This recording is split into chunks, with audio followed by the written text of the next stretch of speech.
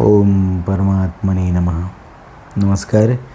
मी आहे तुमचा मित्र जीत आणि गीतेच्या या 83व्या भागामध्ये तुमचं मनपूर्वक स्वागत आहे.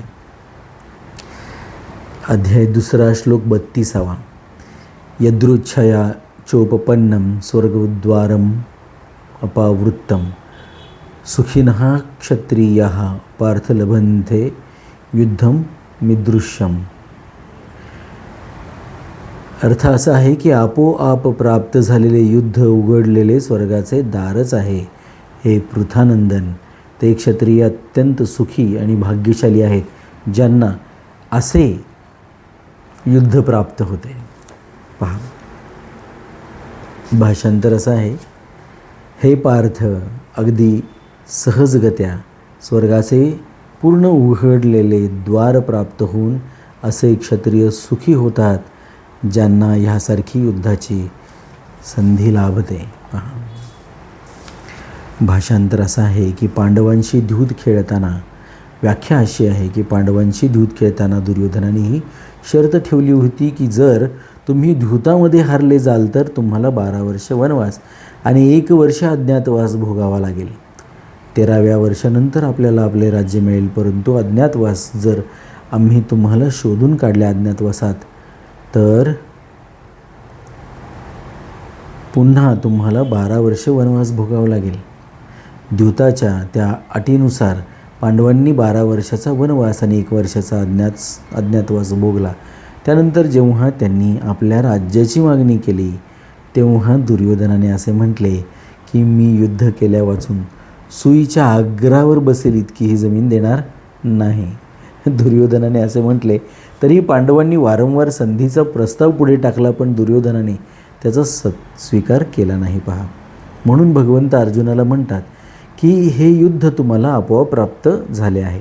आपोआप प्राप्त झालेल्या धर्ममय युद्धात जे क्षत्रिय शूरवीरतेने लढत असतात, प्राणास मुक्तात, तर त्यांच्यासाठी स्वर्गाचा दरवाजा खुला होतो. सुखिनः क्षत्रियाः पार्थ लभन्ते युद्धं मीदृशम्. असे धर्ममय युद्ध ज्याला प्राप्त झाले आहे ते क्षत्रिय फार सुखी असतात. येथे सुखी म्हणण्याचे तात्पर्य आपल्या कर्तव्याचे पालन करण्यात. जे सुख आहे ते सुख सांसारिक भोगांना भोगण्यात नाही. सोपा विषय आहे. सांसारिक भोगांचे सुख तर पशुपक्षी यांनाही होते.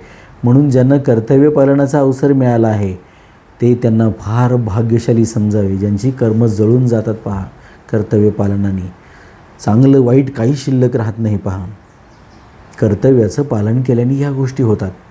आपल्याला अशा प्रकारे कर्तव्य पालन करण्याची संधी मिळते. याच्यासारखं कोणतंच भाग्य नाही म्हणून भगवंत सांगतात.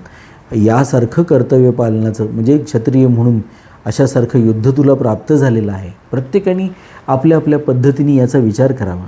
आपलं जे कर्तव्य आहे आणि त्याचं पालन करण्याची संधी मिळते, तर व्यवस्थापनशास्त्रामध्ये ह्याच्यासारखा नियमच नाही कुठला दुसरा.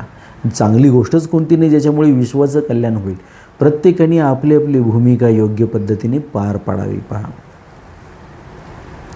जेव्हा माझ्यासमोर प्रश्न निर्माण झाला की राष्ट्राची भक्ती करायची आहे, राष्ट्राची सेवा करायची आहे, विश्वाचं कल्याण करायचं आहे, आपल्याला जेवढं जमेल तेवढं खारीचा वाटा घ्यायचा आहे त्याच्यामध्ये, तेव्हा माझ्यासमोर कुठल्याही प्रकारची द्विधा मनस्थिती किंवा संदिग्धपणा नव्हता. मग मी टिळकांसारखं काही करू का, सावरकरांसारखं काही करू का, छत्रपती शिवाजी महाराजांसारखं काही करू का, असे विचार मनामध्ये येऊन गेले. परंतु त्या विचारांनी एक गोष्ट सुदृढ होत गेली, ती म्हणजे मला जर राष्ट्रसेवा करायची असेल, विश्वकल्याणाचं कार्य करायचं असेल, तर मी जे मला जमतं आहे, मला जे कर्तव्य म्हणून प्राप्त झालेलं आहे त्याचं जीवाला आपल्या पणाला लावून, प्राणपणाला लावून त्याचं पालन करावं. पण त्या कर्तव्याच्या पूर्ततेतून मुक्त होत राहावं. त्या ऋणातून लक्षात घ्या. मी मागच्या वेळीसुद्धा एकदा एक उदाहरण सांगितलं होतं. तसंच लता मंगेशकर यांच्या संदर्भामध्ये त्यांनी विचारलं त्यांच्या गुरूंना की मला राष्ट्रसेवा करायची आहे, मी काय करू. त्यांनी सांगितलं गाणं म्हण. आणि मग त्यांनी राष्ट्राच्यामध्ये राष्ट्रभावना जागवणारी ती जी गाणी आहेत ती म्हटली, लक्षात घ्या. तोच विषय मी करतो. तुम्ही तुमच्या पद्धतीने समाजाची सेवा करा. तुम्हाला जे जमतं आहे ना, जे कर्तव्य कर्म म्हणून तुम्ही जे पत्करलं आहे ना, ते मन लावून करा. ते ईश्वराला जाऊन पोचतं, ते भगवंताला जाऊन पोचतं, लक्षात घ्या. त्याची नोंद होत असते सातत्याने, तुम्ही जे कर्म करता त्याचे. आपण हे समजून घेतलं पाहिजे. या श्लोकाची पुढच्या श्लोकाशी त्याचा संबंध काय आहे, तर युद्ध न करण्याने काय हानी होते याचे पुढील 4 श्लोकात वर्णन करतात. ते आपण पाहूया पुढच्या भागांमध्ये. ओम परमात्मने नमः.